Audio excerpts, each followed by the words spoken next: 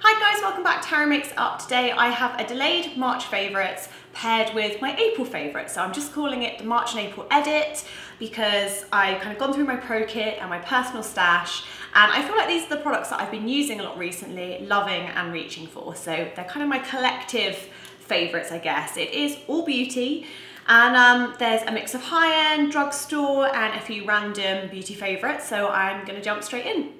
So the first one is an SPF, and it is the Kiehls Ultralight Daily UV Defense Sunscreen SPF 50. I feel like everything has such long names nowadays. It's this one, and it is super amazing. I love it under makeup. I feel like since I've been in Los Angeles, my skin has got so much drier. So I'm really having to up my SPF and up my moisture levels. And I feel like adding this with a moisturizer under makeup doesn't change my makeup. It works in harmony with it. Doesn't kind of change the texture at all. It's not greasy. And I just find, again, it doesn't kind of give that crazy white chalky feel to the skin. Very, very good, and highly recommend it. The next one is a primer by my dear friend Monika Blunder and Dr. Barbara Sturm. This is the anti-aging primer. It's available exclusively on Net-a-Porter, and this is such a beautiful primer. It has a little bit of like a pearl complex in, so for all my girls that love their dewy skin, this is going to be right up your street. Again, it works really, really beautiful with makeup, and it's got a lot of antioxidant and key skincare ingredients in, so it's a nice hybrid between kind of skincare and primer. Just gives a really nice glow to the skin. You can see it just gives a really, really nice sheen, and I've been using this lots on my red carpet clients. So I wasn't planning on doing this any order, but it definitely feels like I'm doing kind of base products first. And the next one, if you've been following me over on Full Coverage Podcast, which is my new beauty podcast with my lovely friend Lindsay Kelk, I'll leave links down below if you haven't listened to it already. We have both been raving about this. It is the Wet n Wild PhotoFocus foundation. You will have seen me use it in a video. I'll pop a link somewhere up here to the video that shows me using it so you can see my first impressions. And this is like $6, guys. It's such a good foundation, and I feel like I'm kind of talking about it in every single video I do, and every blog post, every podcast. It's just, I'm so shocked by how good it is for the price. I feel like the color range is great. I looked online, they've got lots of different colors, from very, very pale skin to very dark skin and everything in between. Again, no SPF, it's kind of formulated so it's a flash-free base. So the whole point is that it's photo-friendly, testing different lighting conditions. Very, very good. Again, it has slightly dewy finish to it, very beautiful on the skin.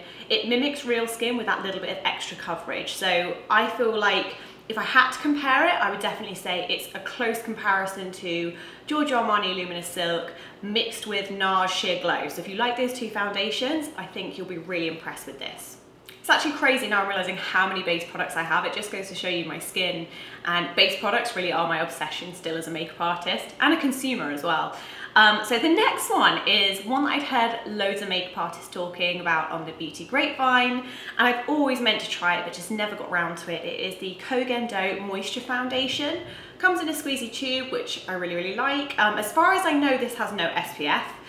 And I feel like if I had to compare this, just to give you an idea, I would say the texture reminds me of the Chanel Vitalumia Aqua. It's a little bit dewy, but not crazy dewy. Feels like real skin, nice for a daytime foundation. It's actually what I'm wearing at the moment. I feel like it photographs well, it's nice for every day, it's very, very comfortable, and I feel like it's a good natural foundation. So I've loved this in my pro kit. Very, very pretty on the skin, and it has a real skin-like appearance. So next up is a concealer, and it is the Cle De Peau Concealer. Now these are very, very pricey, but my goodness, they really, really perform. And I feel like I can't tell if I've already mentioned this in a favourites video or not. It's a stick concealer, and I've got to say as a makeup artist, I'm never that excited by stick concealers. I often find them a little bit like they drag on the skin or they sit on pores. This one is such a beautiful formula. Like I said, it is pricey, and I wish it came in more shades, but I find this for red carpet, or if I'm working with models with acne, it really does cover in a very believable way, and I find it very, very easy to use. You don't have to be too technical with it or really do any pinpoint concealing. You can literally kind of put it on, smudge it in, and you get the coverage. So I've been really, really impressed with this. Covers redness, covers spots really, really well, and I just love it. I think it's really, really nice, and I have heard that it can be quite similar to the Shiseido concealer, which I haven't tried, but apparently that is a little bit cheaper. So if you can't get your hands on this one, I recommend giving the Shiseido version a go. Okay, moving on to eyes, and I've been very lucky to work on some really fun editorials recently, this kind of season, I guess you would say, and I feel like gloss is still a really key focus for spring, summer, and still going into autumn, winter. And for me, there's one brand that does gloss so well, and that has to be MAC. So yes, you could use Vaseline on the eyelids or some 8-hour cream, but if you want like gloss that actually you can put on your eye and it doesn't move the same way as like a lip gloss or Vaseline, you can use this. This is from MAC. This is the Clear A5 Glass, it's called. It's one of those products that I think is really hard to explain because it feels like glue, so it's much, much thicker than a normal gloss.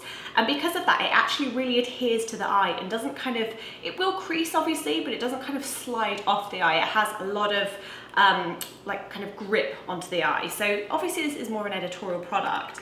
But I wanted to mention it because I've been using it a lot and people have been asking me on Instagram how I've done the looks, and these are amazing. I wanted to show you these. So they actually have coloured versions of the gloss. So we've got Noticeably Noir, which is a really beautiful shimmery black, which is just stunning and I think would make amazing kind of a sludgy, smoky eye. I think I will do a tutorial on these soon. Let me know if you want that below in the comments. They've got a gorgeous, gorgeous burgundy, which I've used a lot on shoots recently, kind of like a cranberry burgundy. And then this one I actually think is quite wearable. This one is called Lightly Tauped, which if you can see, it has that kind of duochrome with like a pink and peachy shimmer with little like tiny blue flecks in, but overall it's like a taupe kind of veil that you put over the eye. They're not the most comfortable things to wear, but again, if you want a little trend nod and something that you don't have to worry about it moving as much around your face, I think these are really fun and they're definitely worth having a little play with. Plus, if you're a makeup artist, I think they're something you can really enjoy in your kit, especially for more editorial looks. So the next thing I have to mention, I'm kind of moving in the same category of eyes now, and I know these have been around for a while, but I feel like I've only really just got into them and I am so loving them. It is the Charlotte Tilbury Legendary Brows. Now I know the Glossier Boy Brow is having a real moment at the minute, and I've tried that and there are lots of brow products similar to those that I enjoy. But I feel like what makes this so special is the teeny tiny wand. I mean, it is literally microscopic. And I think that's what makes this so effective, is that not only does it catch every single hair, but it gives you the ability to kind of choose your shape rather than going in with a bigger brush and just straight away you have product on your eye, in your eyebrow. The colours are great. The two I use most in my kit are Brigitte, the blondest colour, and then Cara, which is a darker colour, so that would kind of suit my tone eyebrow. And I just find once I've done the brow, whether I've added powder or a little bit of a pencil, these are really nice just to run through, and I find it kind of tidies the shape, but it gives the brows that real soft looking brow, which I think is really modern and effortless. And they last as well. It really helps hold the hair in place. So another drugstore love now, and again, if you listen to Full Coverage podcast, you will know about my nickname is now Harriet Difficult Eyes Hadfield, thanks to the lovely Lindsay Kelk. And what I mean by that is anytime I try and wear a long wear mascara, a waterproof, I mean even normal mascaras that everyone else gets on great with, I just don't seem to be able to make it work for me. I always get that little kind of like dark shadow under my eye where my bottom lashes seem to imprint and just give me the pan dry effect. So very, very happy to have discovered this. It is the Bourjois Volume Reveal waterproof mascara. It comes in like a triangle packaging. You have a little mirror as well, which is quite handy. The brush is a kind of plastic applicator with I would say quite equally spaced bristles, and I just love this. I find it layers really well, and more to the point, it actually is waterproof on me. So if you, like me, have difficult eyes and you find you get panda eyes no matter how waterproof mascara is, definitely give this a go. I know it might be harder to get hold of if you are in the US, so you might have to get one of your friends to bring it over if they're coming to visit you. So on to lips now, and for me, I'm still loving my NARS matte lip pencils, can you tell? Always will love those, but for kind of a more comfortable wearing lip, I have to say I've been so impressed with the Hourglass, the Girl Stylos. My favourite shades at the minute are Dreamer and Peacemaker. So Peacemaker is kind of like a nice, I want to say brownie taupey mauve almost. It's that really nice your lip colour but better and a little bit darker, and then also the shade Dreamer, which is kind of like a corally salmon pink, which is super pretty. I love that these just wind up. I find the formula quite long lasting for a creamy lipstick.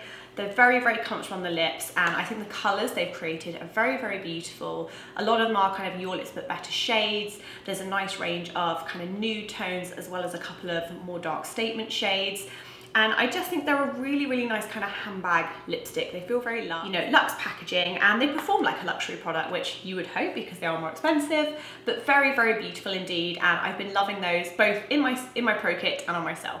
So last but not least for this month, I have, I guess, a tool or a cleaning favorite, I guess, my brushes. It is the Blender Cleanser Solid Pro. So it's kind of the Beauty Blender brush cleaning soap and for your sponges. And what I love about this, it's just like one solid block, so I can just take the lid off when I come back from a job, clean the brushes and leave them to dry. And I find it very fuss free. So you do get this kind of texturized pad that you can use if you want to kind of scrub your brushes on that. And it just looks like this, so I'm hoping the light will pick it up. It's literally like a black waxy soap, and I find it foams really, really well, and it really gets deep into the brushes. And it actually cleans them much quicker than lots of other kind of brush cleaning products I've tried in the past. I really like it. I find the scent isn't offensive, it's very neutral. And I mean, I've had this already like a month, and I feel like this is lasting me a really long time. So I definitely think if you're looking for a good brush cleaner that's very fuss-free, very effective, and that you can kind of do multiple brushes in one go, definitely check this out because I've been using that a lot. Probably the past 3 months actually, but I just keep forgetting to put it into a favourites video.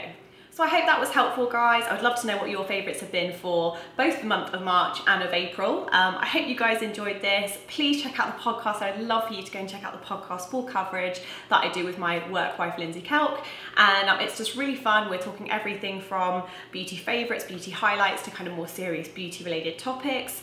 As well as we've got interviews coming up with some of your kind of favourite beauty bloggers, beauty YouTubers, as well as industry insiders. So keep an eye out for that, check the link down below.